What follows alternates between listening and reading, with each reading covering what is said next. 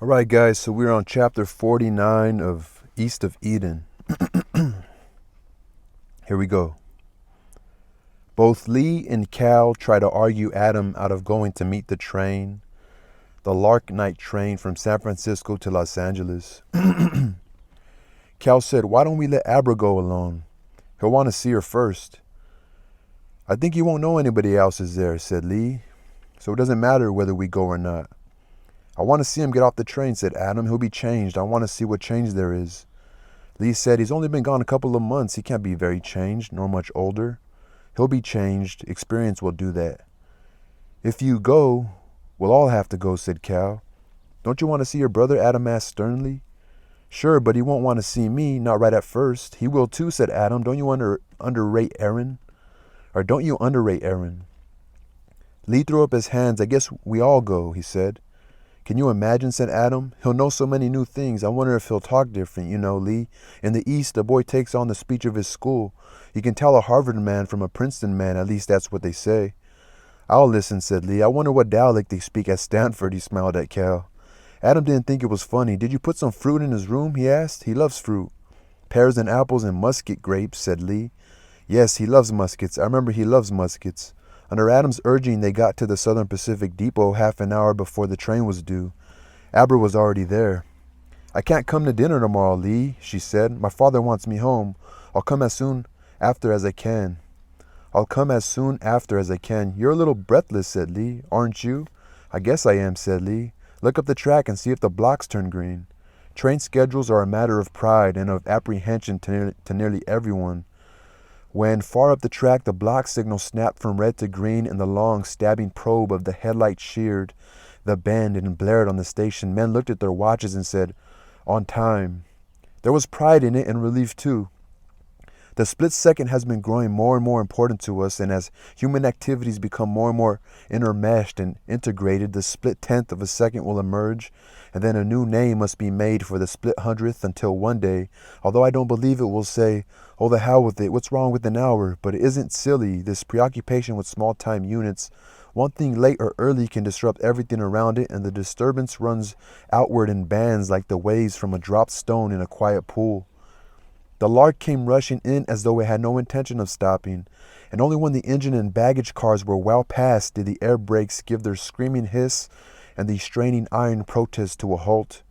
The train delivered quite a crowd for Salinas, returning relatives home for Thanksgiving, their hands entangled in cartons and gift-wrapped paper boxes. It was a moment or two before his family could locate Aaron, and then they saw him, and he seemed bigger than he had been. He was wearing a flat-top, narrow-brimmed hat, very stylish, and when he saw them, he broke into a run and yanked off his hat, and they could see that his bright hair was clipped to a short brush of a pompadour that stood straight up, and his eyes shone so that they laughed with pleasure to see him. Aaron dropped his suitcase and lifted up Abra from the ground in a great hug. He set her down and gave Adam and Cal his two hands. He put his arms around Lee's shoulders and nearly crushed him. On the way home, they all talked at once. "Well, how are you?" "You look fine, Abra. You're so pretty." Or, "You look fine, Abra. You're so pretty." "I am not. Why did you cut your hair?" She's asking him. "Oh, everybody wears it that way. But you have such nice hair." They hurried up to Main Street and one short block and around the corner on Central past Raynaud's, with stacked French bread in the window, and black-haired Mrs. Raynaud waved her flower-pale hand at them, and they were home. Adam said, "Coffee, Lee?" "I made it before we left. It's on the simmer." He had the cups laid out too. Suddenly they were together, Aaron and Abra on the couch, Adam in his chair under the light, Lee passing coffee, and Cal braced in the doorway to the hall. And they were silent, for it was too late to say hello and too early to begin other things. Adam did say, "I want to hear all about it. Will you get good marks?" "Finals aren't until next month, Father." "Oh, I see. Well, you'll get good marks, all right. I'm sure you will." In spite of himself, a grimace of impatience crossed Aaron's face. "I'll bet you're tired," said Adam. "Well, we can talk tomorrow." Lee said, "I'll bet he's not. I'll bet he'd like to be alone." Adam looked at Lee and said, "Why, of course, of course. Do you think we should all go to bed?" Abra solved it for them. "I can't stay out long," she said. "Aaron, why don't you walk me home? We'll be together tomorrow." On the way, Aaron clung to her arm. He shivered. "There's going to be a frost," he said. "You're glad to be back." "Yes, I am. I have a lot to talk about." "Good things?" "Maybe. I hope you think so." "You sound serious." "It is serious." "When do you have to go back?" "Not until Sunday night." We'll have lots of time. I want to tell you some things too. We have tomorrow and Friday and Saturday and all day Sunday. Would you mind not coming in tonight? Why not? I'll tell you later. Want to know now? Or I want to know now. Well, my father's got one of his streaks against me. Yes, I can't go to dinner with you tomorrow, but I won't eat much at home, so you can tell Lee to save a plate for me. He was turning shy. She could feel it in the relaxing grip on her arm and in his silence, and she could see it in his raised face. I shouldn't have told you that tonight. Yes, you should, he said slowly. Tell me the truth. Do you still want to be with me? Yes, I do. I was kind of nervous. Yes, I do. Then all right. I'll go away now. We'll talk tomorrow. He left her on the porch with the feeling of a light-brushed kiss on her lips. She felt hurt that he had agreed so easily, and she laughed sourly at herself that she could ask a thing and be hurt when she got it. She watched his tall, quick step through the radiance of the corner streetlight. She thought, I must be crazy. I've been imagining things. I'm hoping what she means by that is like, he loves me, you know? Because remember, she was thinking that he loved like an image. Remember, she was talking to Cal about how she thinks her brother is just like in love with who he wants her to be or who he thinks she is.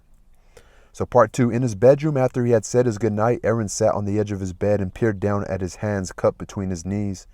He felt let down and helpless, packed like a bird's egg in the cotton of his father's ambition for him. He had not known its strength until tonight, and he wondered whether he would have the strength to break free of its soft, persistent force. His thoughts would not coagulate. The house seemed cold with the dampness that made him shiver. He got up and softly opened his door. There was a light under Cal's door. He tapped and went in without waiting for a reply. Cal sat at a new desk. He was working with tissue paper and a bolt of red ribbon, and as Aaron came in, he hastily covered something on his desk with a large blotter. Aaron smiled. Presents? Yes, said Cal, and left it at that. Can I talk to you? Sure, come on in. Talk lower. Father will come in. He hates to miss a moment. Aaron sat down on the bed. He was silent so long that Cal asked, What's the matter? You got trouble? No, not trouble. I just wanted to talk to you. Cal, I don't want to go on at college. Cal's head jerked around. You don't? Why not? I just don't like it. You haven't told Father, have you? He'll be disappointed. It's bad enough that I don't want to go. What do you want to do? I thought I'd like to take over the ranch. How about Abra? She told me a long time ago that's what she'd like. Cal studied him. The ranch has got a lease to run. Well, I was just thinking about it. Cal said there's no money in farming. I don't want much money, just to get along. That's not good enough for me, said Cal. I want a lot of money, and I'm going to get it too. How? Cal felt older and surer than his brother. He felt protective toward him. If you go on at college, why, I'll get started and lay in a foundation. Then when you finish, we can be partners. I'll have one kind of thing and you'll have another. That might be pretty good. I don't want to go back. Why do I have to go back? Because Father wants you to. That won't make me go. Cal stared fiercely at his brother, at the pale hair and the white-set eyes, and suddenly he knew why his father loved Aaron. Knew it beyond doubt. Sleep on it, he said quickly. It'll be better if you finish out the term at least. Don't do anything now. Aaron got up and moved toward the door. Who's the present for? He asked. It's for Father. You'll see it tomorrow after dinner. It's not Christmas. No, said Cal. It's better than Christmas. When Aaron had gone back to his room, Cal uncovered his present. He counted the 15 new bills once more, and they were so crisp they made a sharp cracking sound. The Monterey County Bank had to send to San Francisco to get them, and only did so when the reason for them was told. It was a matter of shock and disbelief to the bank that a 17-year-old boy should first own them and a second carry them about. Bankers do not like money to be lightly handled, even if the handling is sentimental. It had taken Will Hamilton's word to make the bank believe that the money belonged to Cal, that it was honestly come by, and that he could do what he wanted to do with it. Cal wrapped the bills in tissue and tied it up with red ribbon finished in a blob that was faintly recognizable as a bow. The package might have been a handkerchief. He concealed it under the shirts in his bureau and went to bed. But he could not sleep. He was excited and at the same time shy. He wished the day was over and the gift given. He went over what he planned to say. This is for you. What is it? A present. From then on, he didn't know what would happen. He tossed and rolled in bed, and at dawn he got up and dressed and crept out of the house. On Main Street, he saw old Martin sweeping the street with a stable broom. The city council was discussing the purchase of a mechanical sweeper. Old Martin hoped he would get to drive it, but he was cynical about it. Young men got the cream of everything. Basia Galuppi's garbage wagon went by, and Martin looked after it spitefully. There was a good business. Those wops were getting rich. Main Street was empty except for a few dogs sniffing at closed entrances and the sleepy activity around the San Francisco Chop House. Pet Bulin's new taxi was parked in front, for Pet had been alerted the night before to take the Williams girls to the morning train for San Francisco. Old Martin called to Cal. "Got a cigarette, young fella?" Cal stopped and took out his cardboard box of Murads. "Oh, fancy ones," Martin said. "I ain't got a match either." Cal lighted the cigarette for him, careful not to set fire to the grizzle around Martin's mouth. Martin leaned on the handle of his brush and puffed disconsolately. "Young fellas gets the cream," he said. "They won't let me drive it." "What?" Cal asked. "Why, the new sweeper. Ain't you heard? Where you been, boy?" It was incredible to him that any reasonably informed human did not know about the sweeper, like a street sweeper. He forgot Cal. Maybe the Bassy Galupis would give him a job. They were coining money, 3 wagons and a new truck. Cal turned down Aliso Street, went into the post office and looked in the glass window of box 632. It was empty. He wandered back home and found Lee up and stuffing a very large turkey. "Up all night?" Lee asked. "No, I just went for a walk." "Nervous?" "Yes. I don't blame you. I would be too. It's hard to give people things. I guess it's harder to be given things, though. Seems silly, doesn't it? Want some coffee?" "I don't mind." Lee wiped his hands and poured coffee for himself and for Cal. "How do you think Aaron looks?" "All right, I guess." "Did you get to talk to him?" "No," said Cal. "It was easier that way. Lee would want to know what he said. It wasn't Aaron's day. It was Cal's day. He had carved this day out for himself, and he wanted it. He meant to have it." Aaron came in, his eyes still misty with sleep. "What time do you plan to have dinner, Lee?" "Oh, I don't know, 3:30 or 4. "Could you make it about 5? "I guess so, if Adam says it's all right." "Why?" "Well, Abra can't get here before then. I've got a plan I want to put to Father, and I want her to be here. "I guess that will be all right," said Lee. Cal got up quickly and went to his room. He sat at his desk with the student light turned on, and he churned with uneasiness and resentment. Without effort, Aaron was taking his day away from him. It would turn out to be Aaron's day, then suddenly he was bitterly ashamed. He covered his eyes with his hands and he said, "It's just jealousy. I'm jealous. That's what I am. I'm jealous. I don't want to be jealous." And he repeated over and over, "Jealous, jealous, jealous," as though bringing it into the open might destroy it. And having gone this far, he proceeded with his self-punishment. "Why am I giving the money to my father? Is it for his good? No, it's for my good. Will Hamilton said it. I'm trying to buy him. There's not one decent thing about it. There's not one decent thing about me. I sit here wallowing in jealousy of my brother. Why not call things by their names?" He whispered hoarsely to himself, "Why not be honest? I know why my father loves Erin.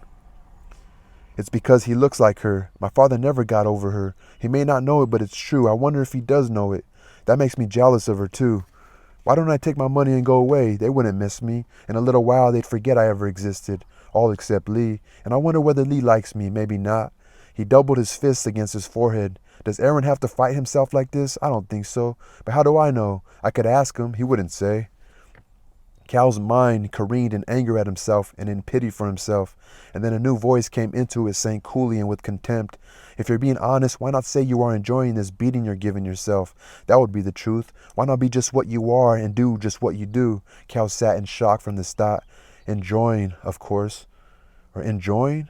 Of course. Like, he's just kind of in pity, you know? By whipping himself, he protected himself against whipping by someone else. His mind tightened up. Give the money, but give it lightly. Don't depend on anything. Don't foresee anything. Just give it and forget it. And forget it now. Give the day to Aaron. Why not? He jumped up and hurried out to the kitchen. Aaron was holding open the skin of the turkey while Lee forced stuffing into the cavity. The oven cricked and snapped with growing heat. Lee said, "Let's see, 18 pounds, 20 minutes to the pound. That's 18 times 20. That's 360 minutes, 6 hours even, 11 to 11, 12 to 1, he counted on his fingers. Or 11 to 12, 12 to 1, he counted on his fingers. Cal said, "When you get through, Aaron, let's take a walk." "Where to?" Aaron asked. "Just around town. I want to ask you something." Cal led his brother across the street to Burgess and Gariciere, who imported fine wines and liquors. Cal said, "I've got a little money, Aaron. I thought you might like to buy some wine for dinner." "I'll give you the money." "What kind of wine?" "Let's make a real celebration. Let's get champagne. It can be your present." Joe Gariciere said, "You boys aren't old enough." "For dinner? Sure we are." "Can't sell it to you. I'm sorry." Cal said, "I know what you can do. We can pay for it and you can send it to our father." "That I can do," Joe Gariciere said. "We've got some Oel del Pedrix." His lips pursed as though he were tasting it. What's that? Cal asked. Champagne, but very pretty, same color as a partridge eye. Pink, but a little darker than pink, and dry, too. $4.50 a bottle. Isn't that high? Aaron asked. Sure it's high. Cal laughed. Send 3 bottles over, Joe. To Aaron, he said, it's your present. Part 3. To Cal, the day was endless. He wanted to leave the house and couldn't. At 11 o'clock, Adam went to the closed draft board office to brood over the records of a new batch of boys coming up. Aaron seemed perfectly calm. He sat in the living room looking at the cartoons and old numbers of the review of reviews. From the kitchen, the odor of the bursting juices of roasting turkey began to fill the house. Cal went into his room and took out his present and laid it on his desk. He tried to write a card to put on it. To my father from Caleb. To Adam Trask from Caleb Trask. He tore the cards in tiny pieces and flushed them down the toilet. He thought, why give it to him today? Maybe tomorrow I could go to him quietly and say, this is for you, and then walk away. That would be easier. No, he said aloud. I want the others to see. It had to be that way, but his lungs were compressed and the palms of his hands were wet with stage fright. And then he thought of the morning when his father got him out of jail, the warmth and closeness. There were the things to remember in his father's trust. Why, he had even said it. I trust you. He felt much better then. At about 3 o'clock, he heard Adam come in, and there was the low sound of voices conversing in the living room. Cal joined his father and Aaron. Adam was saying, the times are changed. A boy must be a specialist or he will go nowhere. I guess that's why I'm so glad you're going to college. Aaron said, I've been thinking about that, and I wonder. Well, I don't think anymore. Your first choice is right. Look at me. I know a little bit about a great many things, and not enough about any one of them to make a living in these times. Cal sat down quietly. Adam did not notice him. His face was concentrated on his thought. It's natural for a man to want his son to succeed, Adam went on. Maybe I can see better than you can. Lee looked in. The kitchen scales must be way off, he said. The turkey's going to be done earlier than the chart says. I'll bet that bird doesn't weigh 18 pounds. Adam said, well, you can keep it warm, and he continued. Old Sam Hamilton saw this coming. He said there couldn't be any more universal philosophers. The weight of knowledge is too great for one mind to absorb. He saw a time when one man would know only one little fragment, but he would know it well. Yes, Lee said from the doorway, and he deplored it. He hated it. Did he now? Adam asked. Lee came into the room. He held his big basting spoon in his right hand, and he cupped his left under the bowl for fear it would drip on the carpet. He came into the room and forgot and waved his spoon, and drops of turkey fat fell to the floor. Now you question it. I don't know, he said. I don't know whether he hated it or I hate it for him. Don't get so excited, said Adam. Seems to me we can't discuss anything anymore, but you take it as a personal insult. Maybe the knowledge is too great and maybe men are growing too small, said Lee. Maybe, kneeling down to atoms, they're becoming atom-sized in their souls. Maybe a specialist is only a coward afraid to look out of his little cage. And think what any specialist misses, the whole world over his fence. We're only talking about making a living. A living or money, Lee said excitedly. Money's easy to make if it's money you want, but with a few exceptions, people don't want money. They want luxury, and they want love, and they want admiration. All right, but do you have any objection to college? That's what we're talking about. I'm sorry, said Lee, you're right. I do seem to get excited. No, if college is where a man can go to find his relation to his whole world, I don't object. Is it that? Is it that, Aaron? I don't know, said Aaron. A hissing sound came from the kitchen. Lee said, the goddamn giblets are boiling over, and he bolted through the door. Adam gazed after him affectionately. What a good man. What a good friend. Aaron said, I hope he lives to be 100. His father chuckled. How do you know he's not 100 now? Cal asked. How was the ice plant doing, father? Why, all right. Pays for itself and makes a little profit. Why? I thought of a couple things to make it really pay. Not today, said Adam quickly. Monday, if you remember, but not today. You know, Adam said, I don't remember when I felt so good. I feel, well, you might call it fulfilled. Maybe it's only a good night's sleep and a good trip to the bathroom, and maybe it's because we're all together and at peace. He smiled at Aaron. We didn't know what we felt about you until you went away. I was homesick, Aaron confessed. The first few days I thought I'd die of it. Abra came in with a little rush. Her cheeks were pink and she was happy. Did you notice there's snow on Mount Toro? She asked. Yes, I saw it, Adam said. They say that means a good year to come and we could use it. I just nibbled, said Abra. I wanted to be hungry for here. Lee apologized for the dinner like an old fool. He blamed the gas oven which didn't heat like a good wood stove. He blamed the new breed of turkeys which lacked the something turkeys used to have. But he laughed with them when they told him he was acting like an old woman fishing for compliments. With the plum pudding, Adam opened the champagne, and they treated it with ceremony. A courtliness settled over the table. They proposed toast. Each one had his health drunk, and Adam made a little speech to Abra when he drank her health. Her eyes were shining, and under the table Aaron held her hand. The wine dulled Cal's nervousness, and he was not afraid about his present. When Adam had finished his plum pudding, he said, "I guess we never had such a good Thanksgiving." Cal reached in his jacket pocket, took out the red ribbon package, and pushed it over in front of his father. "What's this?" Adam asked. "It's a present." Adam was pleased. "Not even Christmas, and we have presents. I wonder what it can be." "A handkerchief," said Abra. Adam slipped off the grubby bow and unfolded the tissue paper. He stared down at the money. Abra said, "What is it?" and stood up to look. Aaron leaned forward. Lee, in the doorway, tried to keep the look of worry from his face. He darted a glance at Cal and saw the light of joy and triumph in his eyes. So Cal was pretty happy. Very slowly, Adam moved his fingers and found the gold certificates. His voice seemed to come from far away. "What is it?" "What?" He stopped. Cal swallowed. I made it to give to you, to make up for losing the lettuce." Adam raised his head slowly. "You made it? How?" "Mr. Hamilton, we made it on beans." He hurried on. We bought futures at 5%. We bought futures at 5 cents, and when the price jumped, "It's for you, $15,000. It's for you."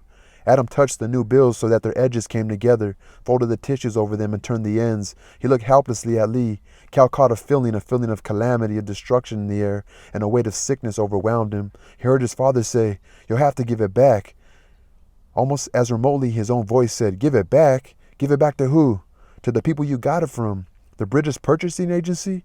They can't take it back. They're paying 12.5 cents for beans all over the country. Then give it to the farmers you robbed." "Robbed?" Cal cried.